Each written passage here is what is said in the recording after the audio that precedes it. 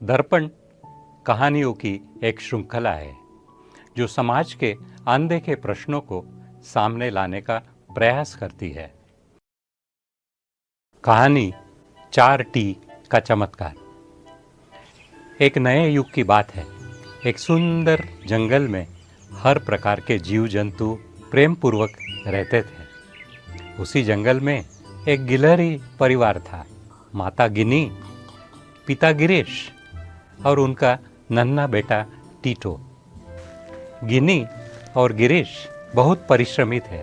हर दिन भोजन जुटाने के लिए दूर जंगल में जाते। टीटो को वे एक नन्हे से चमकते डिब्बे, जिसे मोबाइल कहा जाता है, उसके हवाले कर जाते, जिसमें खेल और गाने दोनों भी थे।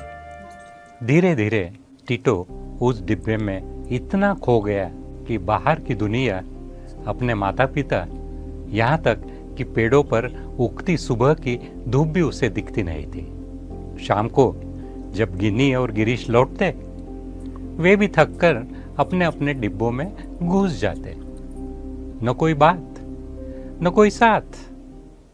जंगल में एक बुजुर्ग कछुआ, जिसका नाम त्रिवेणी बाबा है, यह सब देखा। एक दिन उन्होंने सभी पशुओं को एक सभा में बुलाया। वे बोले, आज के बच्चों के जीवन से 4 महत्वपूर्ण चीजें गायब हो गई है।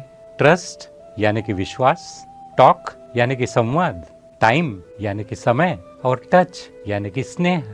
बंदर बोला, हम तो सोचते थे कि डिब्बा देने से बच्चा व्यस्त रहेगा और सुरक्षित भी।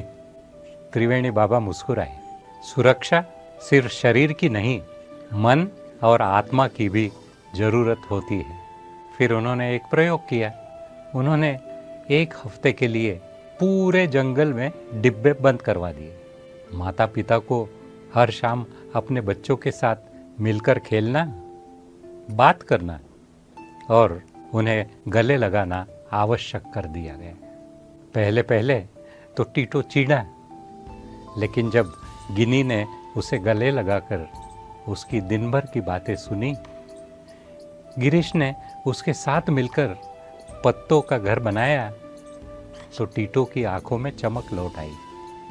वह हर सुबह मम्मी पापा को उठाकर जंगल की ताजगी दिखाने ले जाता। सप्ताह भर में जंगल में एक चमत्कार हुआ। बच्चों की हंसी फिर से पेड़ों पर गूंजने लगी। माँ बाप और बच्चे अब फिर से ट्रस्ट करने लगे, टॉक करने लगे, टाइम साथ बिताने लगे और एक दूसरे के टच को महसूस करते। त्रिवेणी बाबा ने अंत में कहा, डिब्बा दुश्मन नहीं, लेकिन जब वह रिश्तों की जगह लेने लगे तब समस्या बनता है।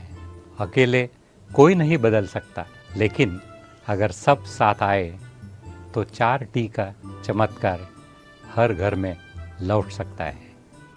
रिश्तों को संभालना है तो 4T, trust, talk, time, touch को फिर से जीवन में लाना होगा।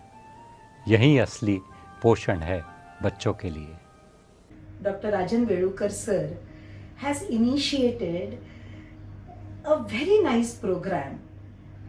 Social issues which need to be dealt have been presented in animated story formats wonderfully well for our youth, and the issues which are taken are so pertinent and related to our living in this gregarious society for the larger social good. My sincere request to all the audience viewing these stories is that share them to their maximum limit so that we set the ball rolling for a larger social good.